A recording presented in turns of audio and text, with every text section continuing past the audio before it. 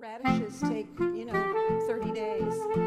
Cilantro and coriander, arugula, all these things you could plant now. And people forget that. They plant in May, they forget that they can plant again.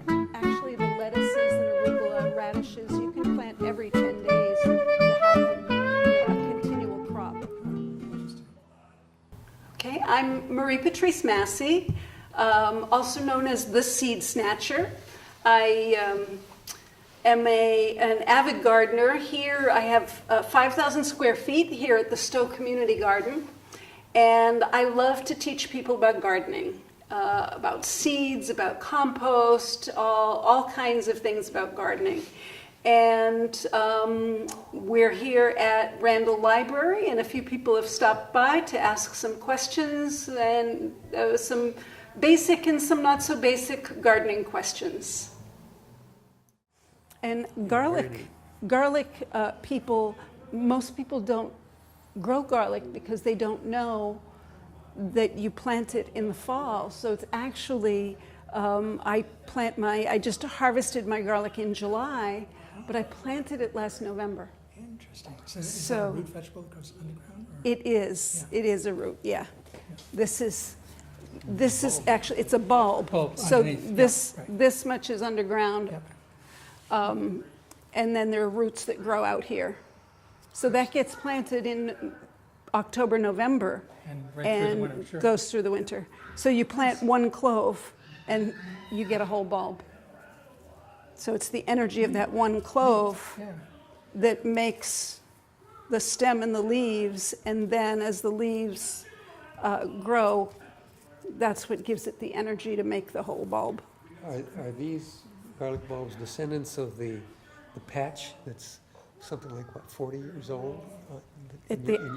No. No, it's not 40 years old. It's probably only 6 years old. Oh, okay. But yeah, yeah. And then over here, I brought some samples of soil. People sometimes have a hard time looking at their soil and figuring out what it needs. And what you can do is put some in a jar and shake it up, put it in a jar with water and shake it up, and then it kind of settles out. And you can see down the bottom of this is all the soil part. And that is mostly sand. That's from our house. Mm-hmm. And then you can see at the top what's floating is the organic matter that hasn't decomposed yet. Interesting. And in a sense of how much is there. Right? Yeah. And in this one from my garden, it's not as sandy, and it's got more soil type stuff at the bottom, mm-hmm. but it hasn't been mulched with wood chips as much. So there's actually more organic matter floating on the top of this. But you can feel the difference. When you take a handful of soil, you should. It's like how crumbly is it? Yes. Well, ideally, see, this could still use more organic matter. Mm-hmm. Ideally, it should stick together. Clump. See how it clumped like that? Yep. And this one won't clump at all. Because that's got too much of the wood. It's got too much sand in it. Yeah. Okay. Yeah. And with the sand, so being on the edge of, yep. So that's one on a wood pole. Yep. So question? Yeah. So more organic matter makes it clump.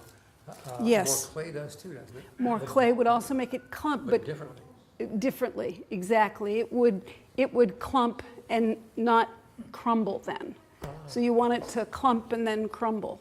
So and this is just compost. And clay actually stays solid. It would stay solid, and then the water can't really permeate it.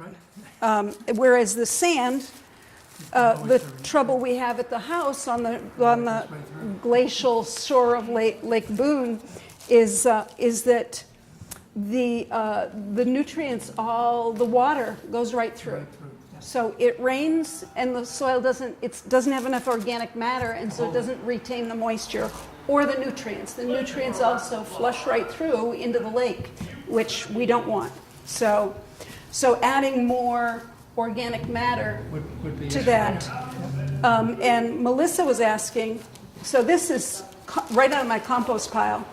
So it's there are some pieces, but there's a lot of nice organic matter, and it's still moist. Whereas these two are both really dry. Yeah.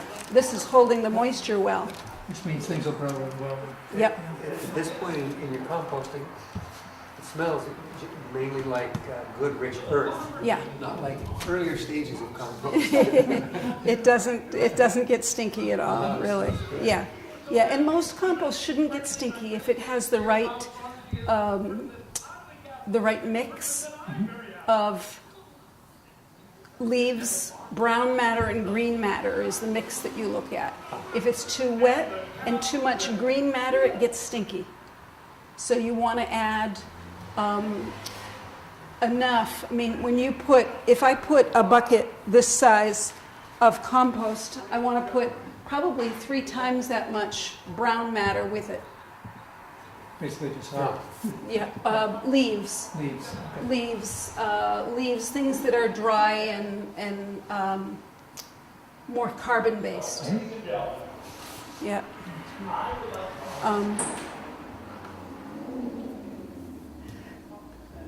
So Melissa was asking, if somebody were going to start a garden at this time of year, because we schedule this to be a beginner's garden thing, and most people would say, oh, I've got to get somebody to come and rototill. And really what would be preferable would be to do the lasagna method of covering your soil. So covering it with wet newspaper and cardboard and crushed leaves and that sort of thing, and give it time. That will kill the grasses. So you put enough layers on there so it kills the grass and adds more organic matter underneath. Exactly, and it adds nutrients to the soil rather than if you're tilling. What's happening is you're killing all the beneficial microorganisms when you till. So the less You're turning up the surface stuff into the further down. Exactly. So you're turning up the weed seeds, and you're turning everything. You're exposing all the beneficial microorganisms to the air, and they're going to die. The air and the sun. So like you say, a lasagna approach is a better way. Yep. Interesting. Yep. Yep. So we want to just keep adding, like nature does. I mean, nature doesn't till. Right. Yeah. Nature, The drops and everything leaves. else, yeah. Right. Nature always keeps the soil covered.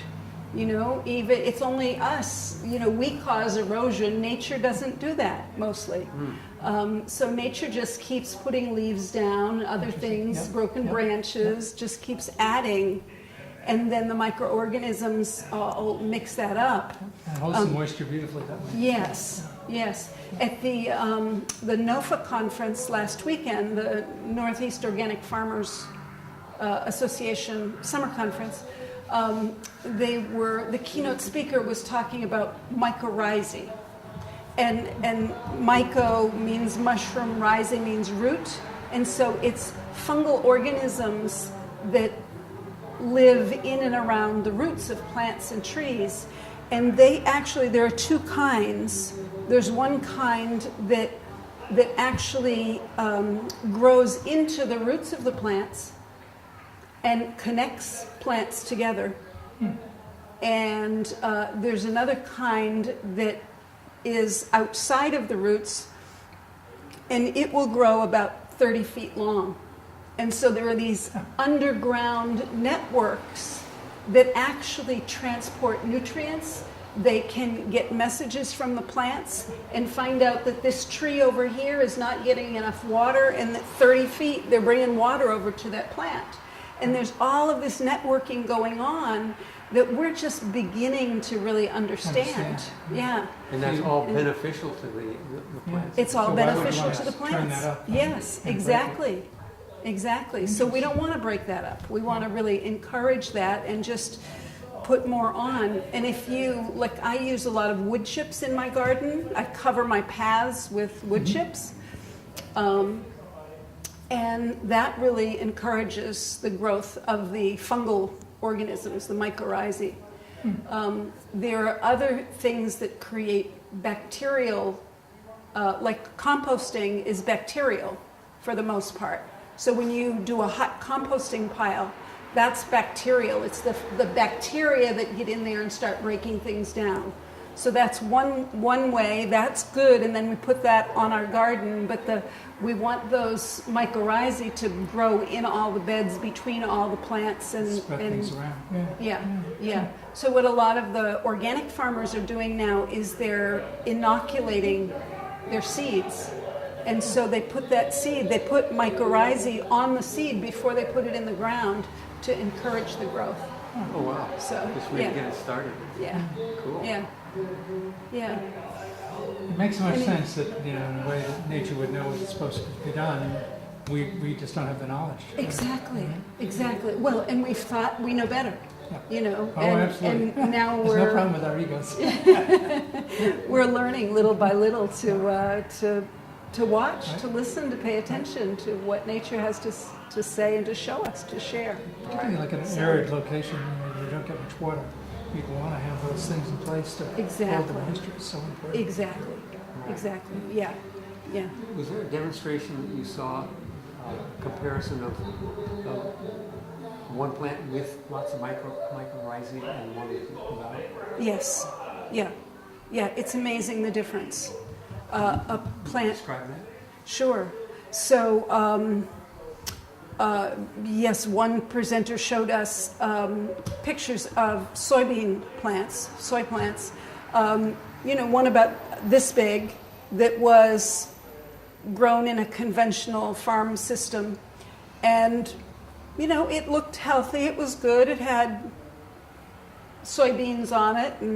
And the root system was probably about this deep. And then the other one that was grown, inoculated with mycorrhizae, had roots probably twice as deep. The plant was probably about a third taller and a third wider. And the mycorrhizae was still connected to the roots. And it went out. What got dug up was about 2 feet wide. So, it's very, very interesting. It really is. It's the plants are part of a community, and we don't realize that. We see what's on the surface, and we forget, or we just Didn't have really never. know, right. Yeah, we didn't really know that they're part of they're a network. They're a part of a community. Real symbiosis of Yeah, set of yeah. Fascinating. I do a lot of programs on seed saving, and this is one of the things I like to show people. So, sun gold tomatoes are a hybrid, and so with a hybrid, you only have a guaranteed outcome the first year because the two parents have been crossed. And it's just the year one offspring that are sun gold, and then it starts to break down. But there's a process that some of the organic farmers are doing to dehybridize. So what they do is they grow the sun gold, and then they save the seed and they grow it again, but the following year, so this was all from sun gold seeds, and look how different they all are. There are some that are round, there are some that are plum shaped, there are orange ones, there are red ones, there are orange ones with a greenish tinge. These are all from the same seeds, different plants. And those are all ripe, so the color has nothing to do with These are all ripeness. ripe. Yep, these are all ripe. The color has nothing to do. So if I want to continue to grow sun gold, what I need to do then is select the seeds if I want more of the plum shape. Just select this shape to save seeds from.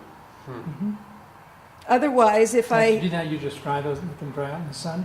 So that basically... I actually slice it open and rub it on a paper towel and then let the seeds dry on the paper towel. And that's how I save them for the next year. So if I want to, anytime we're saving seeds, we're selecting. Sure. So if you did that with those two, Mhm. again, every generation with the sun gold, you still have this kind of mixture? Less so. Less so as you go along. She's going through a natural selection. Yes. Yeah. F1 is the first year, Uh-huh. and they're now in F8 with dehybridizing the sun gold. Interesting. So, but this is my first year Uh-huh. doing it. So, so this would be an F2. It would be the mix. You know, it's kind of separating out all the genes and seeing, Oh, yeah. you know, what family traits are showing up. Fascinating. Yeah, yeah. And this is, so this was to show people about timing, how timing is important when you're saving seeds. So these seeds got saved. These are the seeds of candy tuft, which is a white flower, and it's an early bloomer. And so the seeds are ready. Most people think when you think saving seeds, you think of the fall. But these are seeds from last year, and this year I went out to save my candy tuft seeds, and most of them had fallen off. I was too late. So this was probably in the beginning of July, and I was too late to save seeds. So What a difference. amazing difference between the, yeah. These are kind of a fun thing. These are called Egyptian walking onions. And you plant this a little set of onions in the spring, and then the onion will grow. It will grow. You can eat it as an onion like that. You can eat the green part, and it will grow a stalk. And at the top of the stalk, it grows some little baby onions, which you can use as onions. And sometimes they will grow. These had some green shoots on them a little while back. And then what happens, they're called walking onions because they fall over or bend over and then plant themselves. And then just like that, the next spring, they'll be rooted and they will start a new clump. Yeah, a little further away. Egyptian walking onions. And you can eat them at any stage. You can eat them like this. You can eat the greens off these. You can eat them, you know, at any stage. Pretty versatile. Yes. Yes.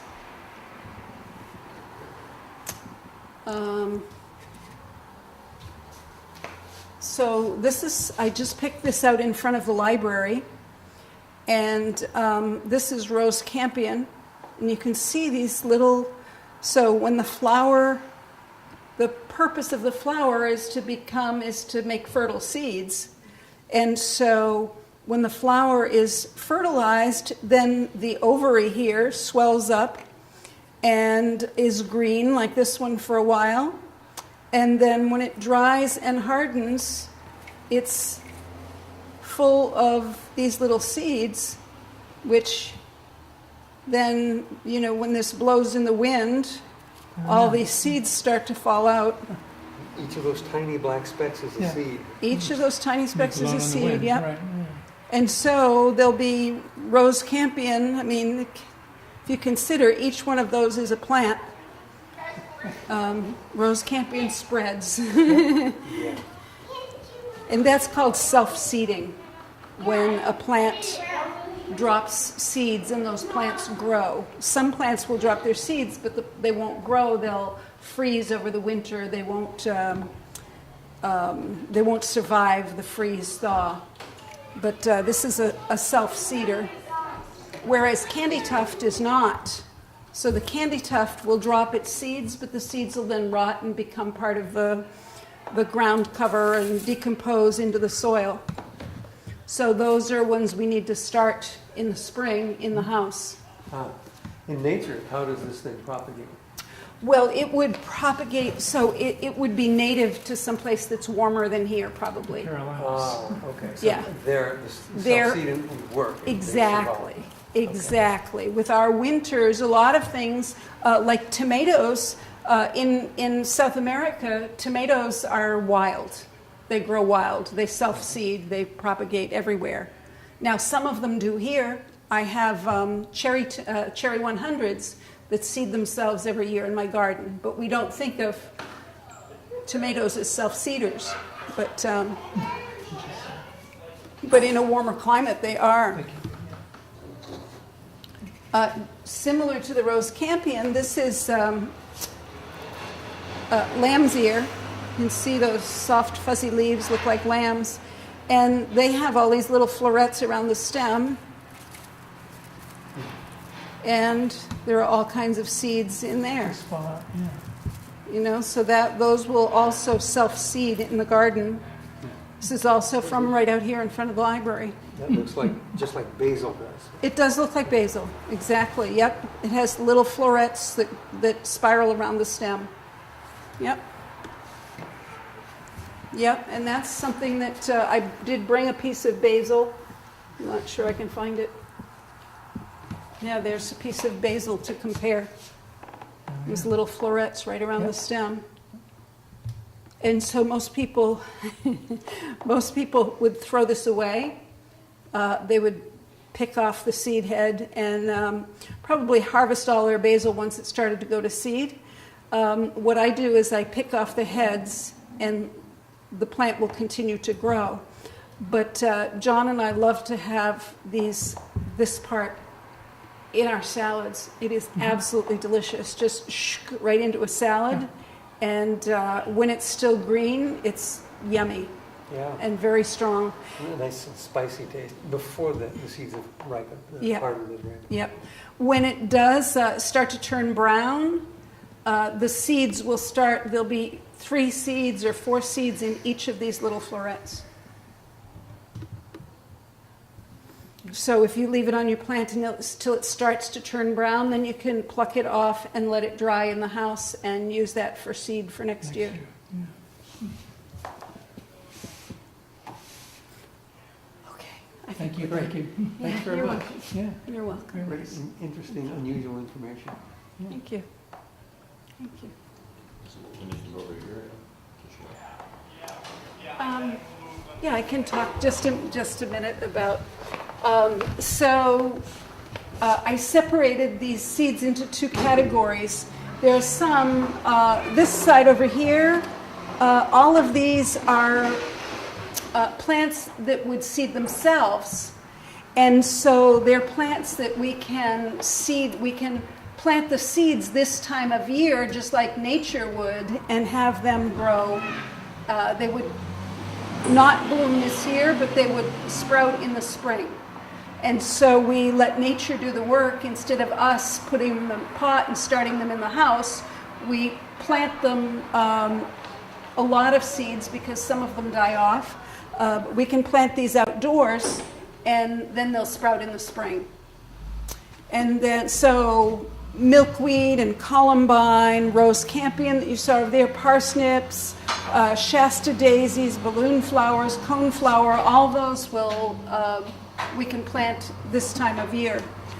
And all of these over here also, so we're August now, and we can still plant things in the garden. We start to feel like the garden is winding down in August, but we really still have, we don't get our first frost until the beginning of November, the beginning of October. And so we've still got